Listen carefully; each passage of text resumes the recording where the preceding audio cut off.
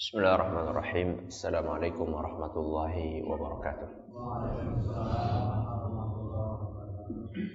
Alhamdulillahirabbil alamin wa bihi nasta'in wa ala umuri dunya waddin.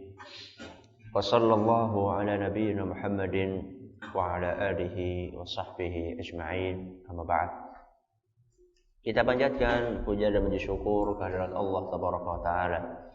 Pada kesempatan malam yang berbahagia kali ini kita kembali diberi kekuatan, kesehatan, hidayah serta taufik dari Allah Jalla wa Ala, sehingga kita bisa kembali menghadiri pengajian rutin malam Senin di Musholla Al-Hidayah di Desa Kedungulu Purbalingga ini.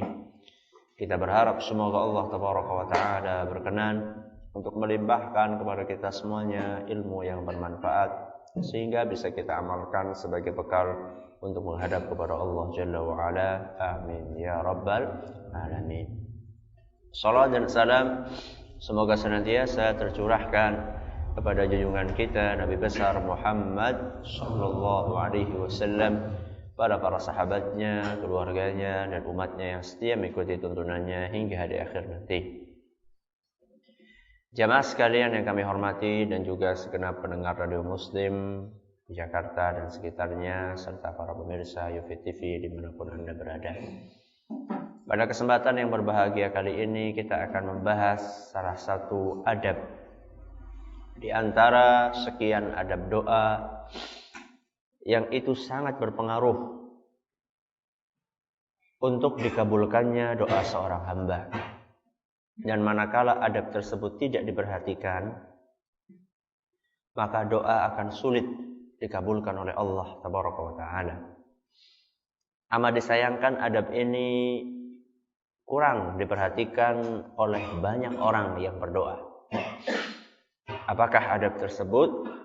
Adab itu adalah bertaubat sebelum berdoa. Bertaubat sebelum berdoa. Seorang hamba yang menginginkan doanya dikabulkan oleh Allah Tabaraka wa Ta'ala, dia dituntut untuk bertaubat dari seluruh dosa yang dia lakukan. Dia mengakui dosa-dosa, maksiat-maksiat yang pernah dia lakukan, sembari menyesali sekian perbuatan-perbuatan tadi, kemudian bertekad bulat di masa yang akan datang tidak akan mengulangi perbuatan-perbuatan tersebut.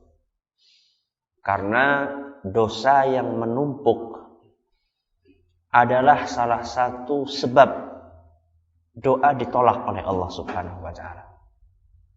Makanya sebagian ulama salaf mereka pernah mengatakan la tastabti'il ijabah wa qad sadatta turuqaha bil ma'asi.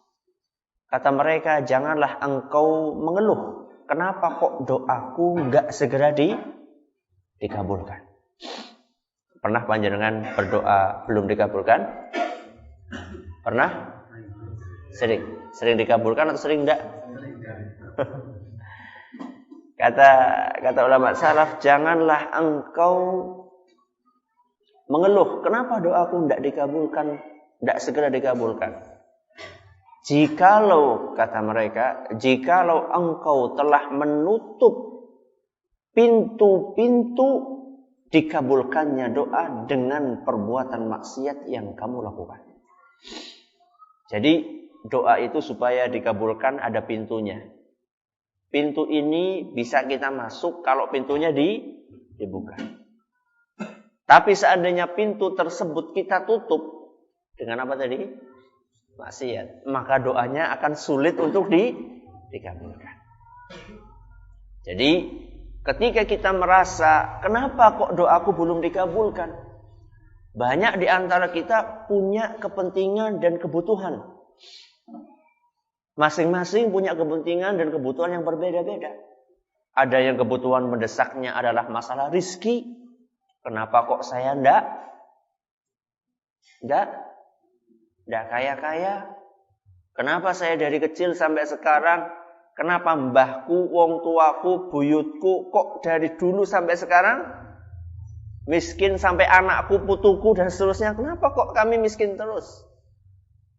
Ini kebutuhan rezeki. Ada orang yang kebutuhannya lain. Kebutuhannya adalah ingin memiliki anak yang soleh dan solehah. Kenapa kok saya punya anak sulit sekali untuk diatur? Yang pelajar atau mahasiswa, dia punya kepentingan supaya bisa lulus ujian atau lulus sekolah. Dan seterusnya kepentingan-kepentingan duniawi atau kepentingan ukhrawi. Kita punya kebutuhan, ya Allah, saya pengen husnul khatimah. Atau orang yang sakit, ya Allah, saya pengen sakit saya sembuh. Sekian banyak permintaan-permintaan dan permohonan yang kita butuhkan. Kebutuhan-kebutuhan yang kita inginkan dikabulkan oleh Allah Subhanahu wa ta'ala. Ternyata kok belum juga dikabulkan. Mungkin karena pintu dikabulkannya doa telah kita tutup rapat dengan banyaknya maksiat yang kita lakukan. Semakin banyak maksiat yang kita lakukan, maka pintunya akan semakin rapat. Semakin sedikit maksiat yang kita lakukan, maka pintunya akan semakin terbuka lebar. Kalau pintu rapat, bisa masuk enggak? Enggak. Kalau misalnya dibuka dikit, bisa masuk enggak? Mandan ngelongok. Nah, bisa ngelongok, mandan dorong, lama-lama apa? Terbuka. Tapi kalau pintunya seperti ini, terbuka lebar seperti itu, apakah kita bisa masuk? Sangat mudah untuk masuk. Makanya ulama salaf tadi mengatakan, janganlah engkau mengeluh kenapa doaku enggak dikabulkan, kalau seandainya engkau menutup pintu-pintu dikabulkannya doa dengan perbuatan maksiat yang engkau lakukan. Makanya diceritakan di dalam Sahih Muslim bahwa ada salah seorang yang diceritakan oleh Nabi SAW, dia dalam keadaan bepergian, dan hadis ini sering kita bacakan. Dia dalam keadaan bepergian. Kemudian di tengah jalan dia berdoa kepada Allah Subhanahu wa ta'ala dengan mengangkatkan kedua tangannya. Sambil doanya diulang-ulang. Berarti dia melakukan sekian banyak cara supaya doanya dikabulkan. Kemudian pertama, dia dalam keadaan bepergian. Kita sudah pelajari bahwasannya di antara doa yang mustajab adalah doa orang yang sedang bepergian. Dia bepergian. Kemudian dia tambah dengan mengangkat tangan. Mengangkat tangan itu salah satu adab yang kalau seorang hamba melakukannya, Allah akan malu kalau tidak dikabulkan. Sudah dua. Yang ketiga, dia mengulang-ulang doanya. Dan salah satu sebab dikabulkannya doa adalah mengulang-ulang doa. Makanya Nabi SAW kalau berdoa berapa kali? 3 kali. Kalau kita? Sekali. Itu pun seminggu sekali. Wis nungane seminggu sepisan, goleng ngucapaken kur sepisan. Bayangkan. Nabi SAW doanya setiap hari diulang-ulang berapa kali? 3 kali. Bayangkan, dia orang ini sudah, pertama dia dalam keadaan bepergian, safar. Yang kedua, dia mengangkat kedua tangannya. Yang ketiga, dia mengulang-ulang doanya. Tapi apa kata Allah Subhanahu wa ta'ala? Fa anna yustajabu lahu. Bagaimana mungkin doa orang seperti ini akan dikabulkan? Loh, kenapa? Padahal dia sudah berusaha maksimal. Ada satu hal yang dilupakan sama orang tersebut. Kata Allah Subhanahu wa ta'ala, wa mat'amuhu haramun, wa mashrabuhu haramun, wa malbasu haramun, wa ghudiya bil haram. Kata Allah Subhanahu wa ta'ala, mat'amuhu haram, makanannya haram. Mashrabuhu haram, minumannya haram. Malbasu haram, pakaiannya haram. Wa ghudiya bil haram, dan dikasih makan dengan sesuatu yang haram. Fa anna yustajabu lahu. Bagaimana mungkin orang seperti ini akan dikabulkan doanya? Berarti dia melakukan maksiat enggak? Maksiat. Maksiatnya makan sesuatu yang haram. Sesuatu yang haram itu bukan cuma sekedar daging babi tok. Enggak. Daging sapi pun bisa berubah menjadi haram. Ketika uang yang digunakan untuk membeli daging sapi adalah uang yang haram. Minuman pun seperti itu, pakaian pun seperti itu. Pakaian yang haram itu bukan sekedar pakaian nyolong. Kadang-kadang pakaian yang kita beli pun bisa menjadi pakaian yang haram. Kalau misalnya duit yang dipakai adalah hasil dari apa sing korupsi negane? Kapan itu? Baru beberapa saat yang lalu saya ngisi pengajian di Cilongok. Saat itu saya cerita tentang korupsinya para guru. Korupsinya para... Ada nggak guru di sini? Korupsinya para guru itu kayak apa? Itu korupsi waktu. Korupsi apa? Waktu. Kudune mangkat jam 7, mangkatnya jam 9. Kudune baline jam 2, baline jam 11 kok. Atau jam 12. Berarti dia korupsi waktu. Berarti kalau kayak gini gajinya apa? Gajinya apa? Nah, sebagian haram, sebagian halal. Sesuai dengan jam dia masuk. Kalau dia masuknya dari jam 9 sampai jam 12, berarti gaji dia yang halal dimakan ya dari jam 9, 10, 11, 12. Pirang jam? 3 jam. 9, 10, 11, 12, tuh 2, 3 jam. Sisanya apa? Haram untuk dimakan. Nah, terus ada di akhir pengajian ada yang bertanya, Ustaz, kalau yang korupsi waktu kuli gimana Ustaz? Kuli apa? Kuli macul. Kuli macul. Kuli macul itu ada jamnya enggak? Ada. Masuk jam 7, pulang jam 11. Kalau misalnya masuknya jam 8, pulangnya jam 11. Misalnya itu korupsi enggak? Ya korupsi sama saja saya bilang. Berarti gajinya juga sama saja, ada yang halal. Iya, sama saja. Jadi jangan dipikir saya ketika menyampaikan itu khusus untuk PNS saja. Wah, alhamdulillahnya untuk PNS iki ora apa-apa. Loh, sama saja, yang namanya intinya korupsi ya korupsi. Ya. Jadi ketika uang itu digunakan untuk membeli pakaian, maka pakaiannya menjadi pakaian yang haram. Sehingga apa? Sehingga doa yang dilantunkan akan sulit untuk dikabulkan oleh Allah Subhanahu wa taala. Maka dari sinilah kita mengetahui kenapa kemudian para nabi alaihi wassalatu wassalam mereka itu memotivasi umatnya, memotivasi kaumnya untuk banyak-banyak beristighfar, untuk banyak-banyak bertaubat kepada Allah Subhanahu wa taala. Kalau kita baca di dalam Al-Qur'an, Allah Subhanahu wa taala bercerita tentang banyak nabi alaihi wassalatu wassalam yang mereka memotivasi umatnya untuk banyak istighfar dan bertaubat. Supaya apa? Supaya keinginan, kebutuhan mereka dikabulkan sama Allah Subhanahu wa taala. Contohnya Nabi Nuh alaihi salam yang beliau berdakwah selama berapa tahun? 1000 kurang 50. Berapa? 950 tahun. Siapa? Nabi Nuh. Dakwahnya 950 tahun. Lama apa sebentar? Lama sekali 950 tahun. Nabi Nuh di antara nasihat yang disampaikan oleh beliau kepada kaumnya, kata beliau, faqultu astaghfiru rabbakum innahu kana ghaffara. Kata Nabi Nuh alaihi salam, beristighfarlah kalian wahai kaumku. Banyak-banyaklah kalian memohon ampun kepada Allah Subhanahu wa taala. Innahu kana ghaffara. Sesungguhnya Allah Subhanahu wa taala adalah Maha Pengampun. Kemudian apa kata Allah Subhanahu wa taala? Kata Nuh alaihi salam, yursilis samaa 'alaikum midrara. Setelah menyebutkan perintah untuk banyak-banyak beristighfar, Nabi Nuh alaihi salam menyebutkan apa sih buah dari banyak istighfar. Kata Nabi Nuh, yursilis samaa 'alaikum midrara. Yang pertama, Allah akan menurunkan hujan dari langit. Jadi kalau misalnya kita itu dalam keadaan kering, kerontang, paceklik, seharusnya kita banyak-banyak istighfar. Seharusnya kita banyak-banyak beristighfar kepada Allah Subhanahu wa taala. Karena dengan banyak istighfar itu Allah Subhanahu wa taala berkenan untuk membuka pintu langit.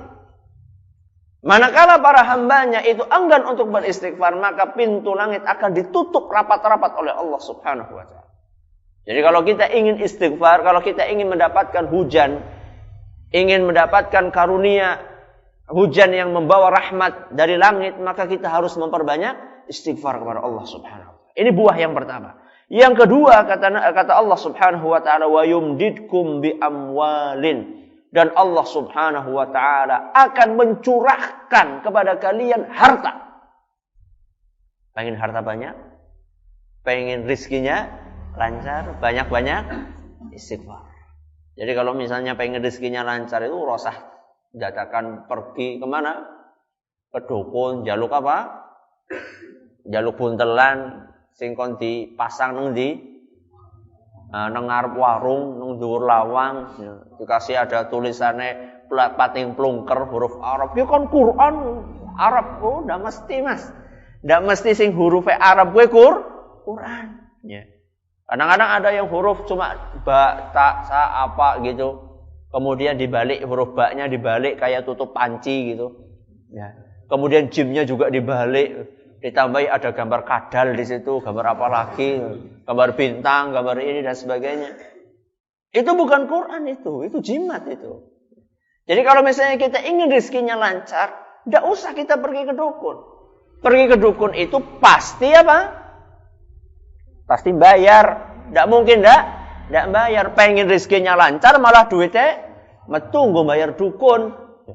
Bahkan saya pernah cerita di sini kalau tidak salah, ada di Tegal ada kiai terkenal namanya Kiai Centong. Kiai apa?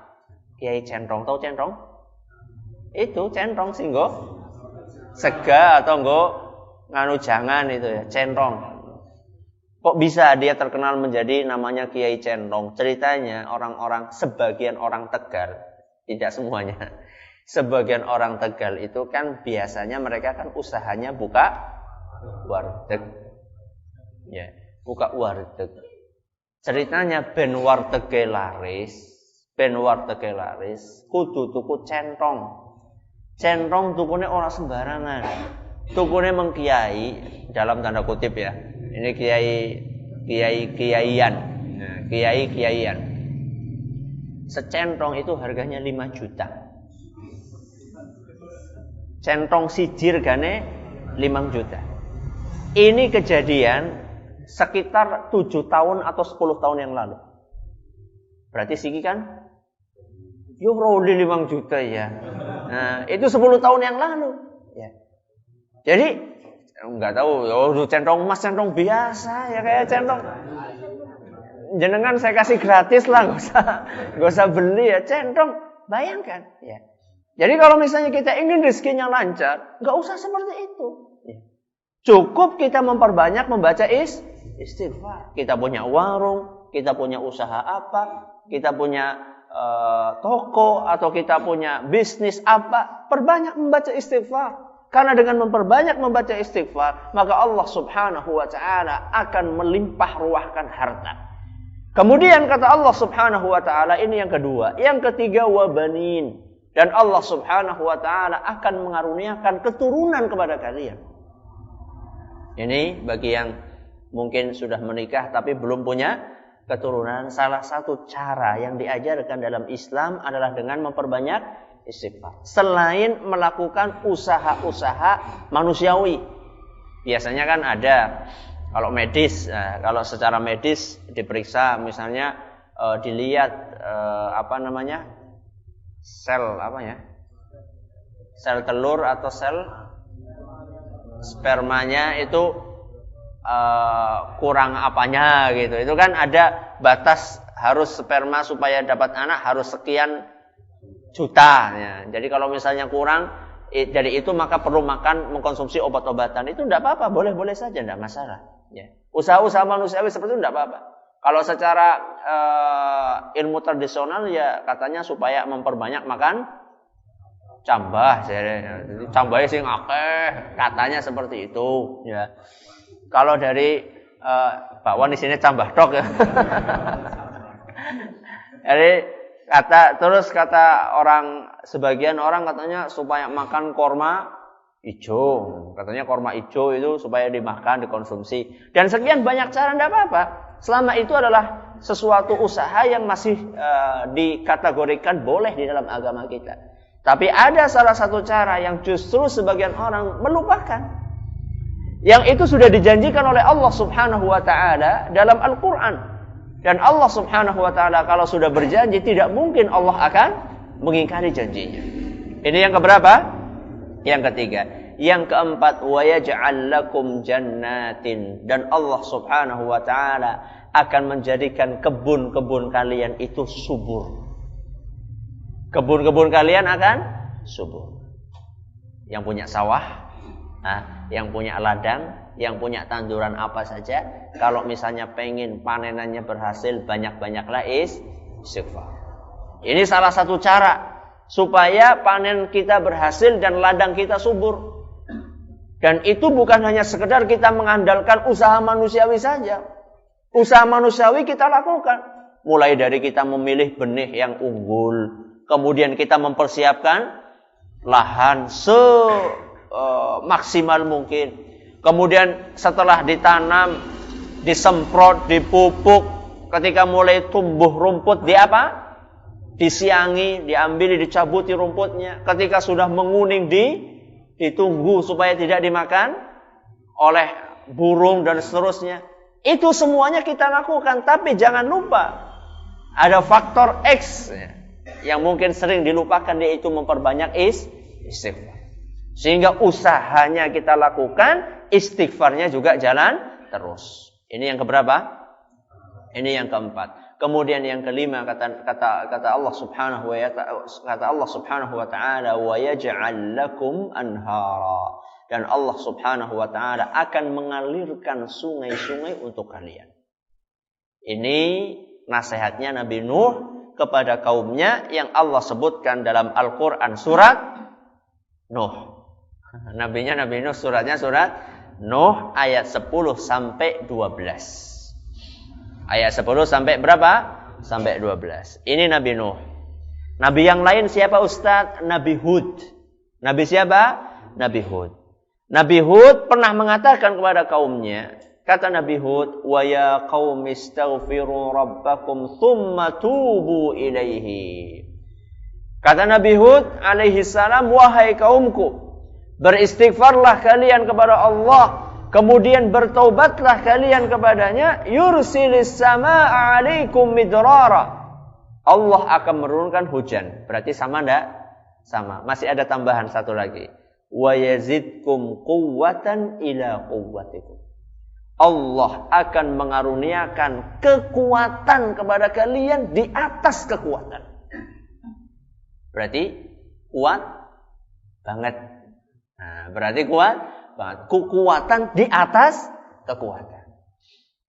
Ayo yang pengen kuat, yang pengen tubuhnya sehat, yang pengen tubuhnya bugar, banyak-banyaklah beristighfar. Bukan hanya sekedar minum jamu tok. Enggak apa-apa jamu, enggak apa-apa. Dok apa? Dok bebek ya. Dok bebek campurnya apa? Sprite, madu. Yang biasa di sawah ya, biasanya wah kepriwe carane ben macule rosa. Ya enggak apa-apa, boleh-boleh saja, silakan ya. Silahkan pakai jamu apa, asalkan bukan sesuatu yang haram, tidak apa-apa, silahkan pakai jamu. Tapi jangan lupa, supaya tubuh kita kuat, dalam Al-Quran diceritakan agar kita memperbanyak membaca istighfar. Ini Allah sebutkan dalam Al-Quran surat Nabi siapa tadi? Nabi Hud. Berarti Al-Quran surat Hud ayat 52. Al-Quran surat Hud ayat 52. Dan para nabi alaihi wassalam ketika mengajak umatnya, mengajak kaumnya untuk memperbanyak istighfar, bertaubat kepada Allah supaya keinginan mereka dikabulkan, mereka tidak cukup hanya sekedar menyuruh, tapi juga mereka mempraktekkan dalam kesehariannya. Makanya diceritakan salah satu nabi yang pernah kita bawakan kisahnya yang dimakan oleh ikan paus. Nabi siapa? Yunus. Nama lainnya siapa? Zunun. Bukan Zunun, Zunnun. Zunnun ya. Kalau Zunun itu artinya adalah prasangka. Zunnun ya. Namanya adalah Zunnun. Diceritakan ketika dia masuk atau ditelan oleh siapa? Oleh ikan paus. Apa yang diucapkan oleh Nabi Nuh, oleh Nabi Yunus saat itu? La ilaha illa anta subhanaka inni kuntu minadh dhalimin. Langsung mengakui dosa-dosanya Nabi Yunus alaihi salam. Jadi para nabi alaihimussalam, mereka langsung mempraktekkan hal tersebut.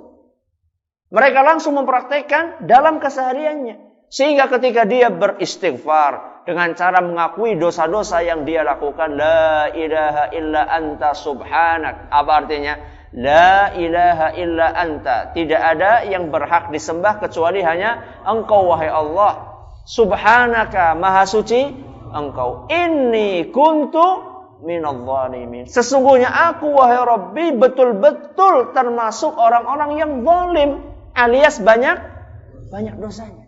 Maka ketika Nabi Yunus alaihi salam mengakui kesalahan-kesalahannya, bertaubat kepada Allah, beristighfar, langsung dikabulkan doanya oleh Allah Jalla wa Ala.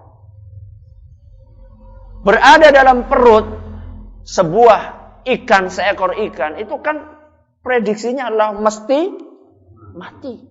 Masuk ke dalam perut, bukan sembarang perut, perutnya ikan. Perutnya ikan kan isinya apa? Ya macam-macam. Ada apa? Ini ikan paus sih. Bukan udah wader apa? Ikan paus udah mujair ini masalahnya.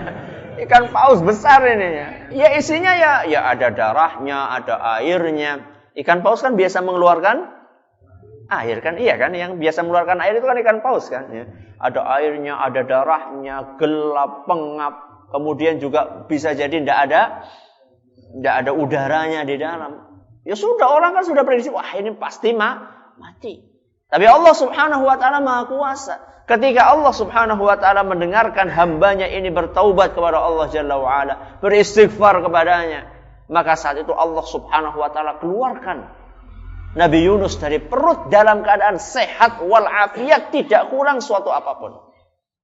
Kalau kita lihat sekarang orang dimakan ular. Ular apa? Ular piton atau ular anaconda katanya. Keluar sudah enggak karuan ya. Kalaupun masih utuh ya tulangnya sudah remuk. Tapi Nabi Yunus alaihissalam keluar dari perut ikan paus dalam keadaan sehat walafiat. Orang-orang semuanya pada heran. Kuncinya adalah dia beristighfar kepada Allah Subhanahu wa taala, sehingga doanya langsung dikabulkan oleh Allah Jalla wa Ala. Dan Allah menceritakan dalam surat As-Saffat ayat 143 sampai 144. Allah menceritakan apa akibatnya kalau Nabi Yunus itu tidak beristighfar kepada Allah Subhanahu wa taala.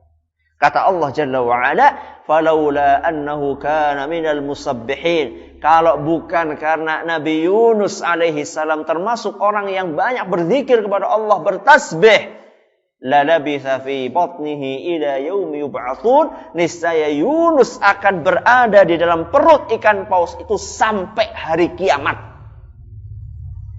Sampai apa? Hari kiamat. Akan terus berada di perutnya.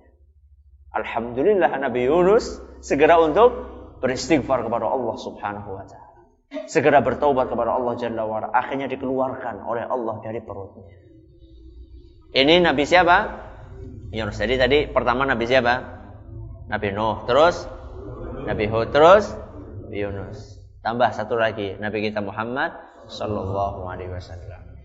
Sering kita bawakan hadis Nabi sallallahu alaihi wasallam yang mengatakan, "Istaghfiru ya ayuhan nas, tubu ilaihi wastaghfiruh." Wahai para manusia, bertaubatlah kalian kepada Allah dan beristighfarlah.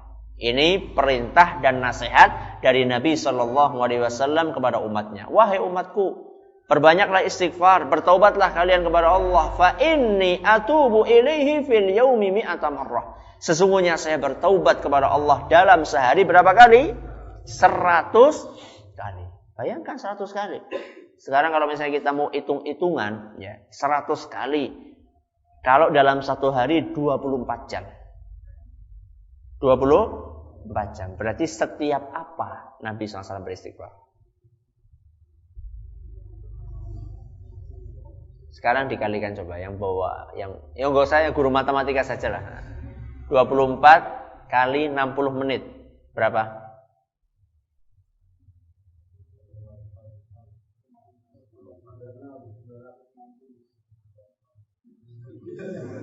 $900 sih.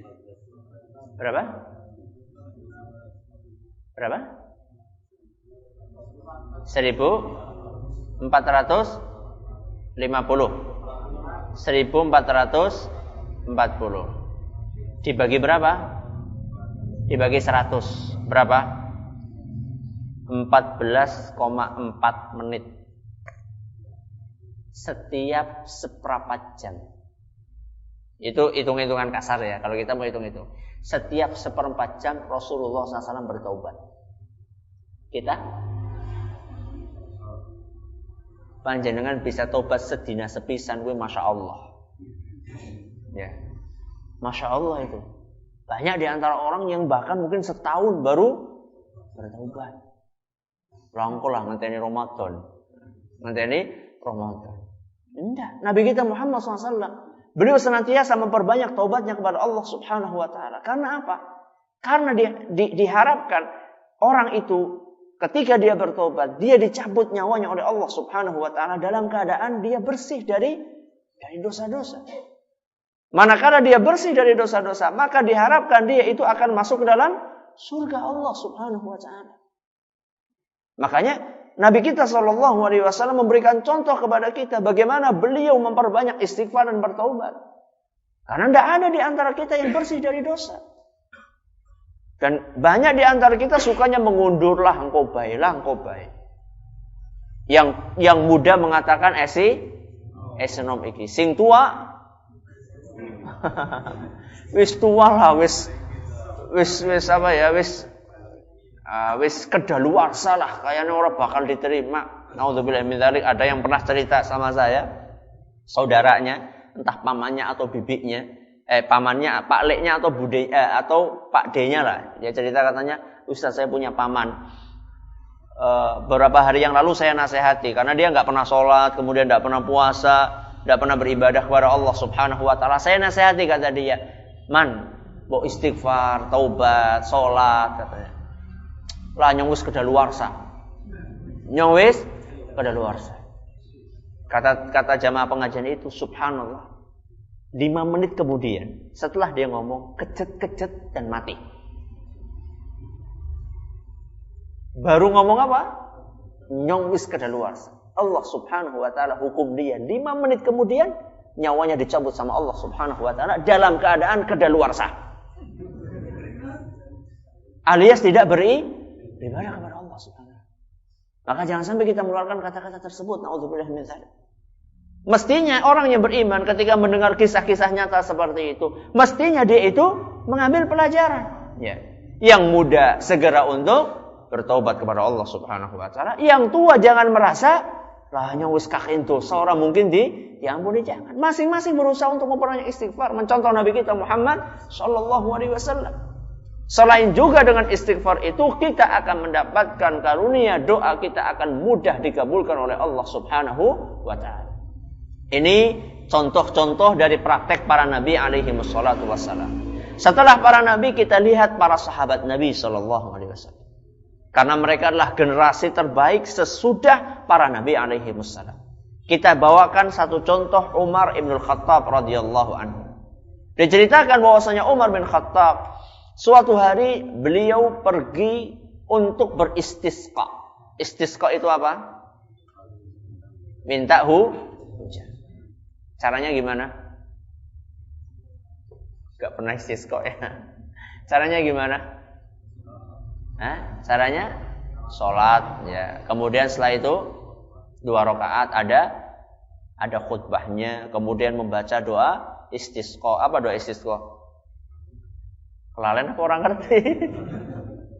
Allahumma, diantaranya Allahumma aghithna, Allahumma aghithna, Allahumma aghithna, Allahumma asqina ghaithan mughithan hani'an mari'an sahan aman ghadaqan. Ya. Intinya yaitu minta hujan. Suatu saat Umar bin Khattab keluar untuk beristisqa ke lapangan. Dia tidak mengucapkan kata lain kecuali astagfirullah, astagfirullah, astagfirullah, astagfirullah. Isinya kurang apa? Istighfar. Itu saja. Tidak nambah dengan Allahumma aghithna, ya Allah turunkan. Enggak, cuma istighfar saja. Astagfirullah, astagfirullah, astagfirullah. Atau astagfirullahaladzim alladzi la ilaha illa huwal hayyul qayyum wa atubu ilaih. Isinya cuma itu saja. Atau mungkin ditambah dengan sayyidul istighfar. Apa sayyidul istighfar? La ilaha illallah wahda la syarikalah lahul mulku wa lahul hamdu wa huwa ala kulli syai'in qadir. Isinya cuma istighfar saja. Beberapa saat kemudian Allah Subhanahu wa taala menurunkan hujan yang sangat lebat. Akhirnya Umar ditanya, "Wahai Umar, kamu keluar istisqa, kok engkau enggak sama sekali mengucapkan ya Allah turunkanlah hujan?" Ternyata apa kata Umar? Ya saya hanya mengamalkan firman Allah Subhanahu wa taala dalam Al-Qur'an surat apa tadi? Surat Nuh. Ya, dalam Al-Qur'an saya cuma mempraktekkan firman Allah Subhanahu wa taala saja. Jadi Umar Ibn Khattab tahu persis bahwa salah satu kunci supaya Allah menurunkan hujan adalah kita memperbanyak istighfar dan bertaubat kepada Allah Subhanahu wa taala. Makanya inilah yang dipraktekkan oleh Umar Ibn Khattab. Ini contoh dari siapa? Dari kalangan sahabat. Yang terakhir, contoh dari kalangan tabi'in. Saya bawakan contoh dari Al-Imam Al-Hasan Al-Basri. Siapa? Al-Imam Al-Hasan Al-Basri. Ceritanya, suatu hari Al-Hasan Al-Basri ini didatangi oleh orang yang mengeluh, "Wahai Imam, saya ini kok miskin terus dari dulu sampai sekarang. Saya ini kok miskin terus. Apa nasihat kamu supaya saya cepat kaya?" Kalau sekarang orang pergi ke dukun, ya wis nganah mengenai bukit kemukus nganah.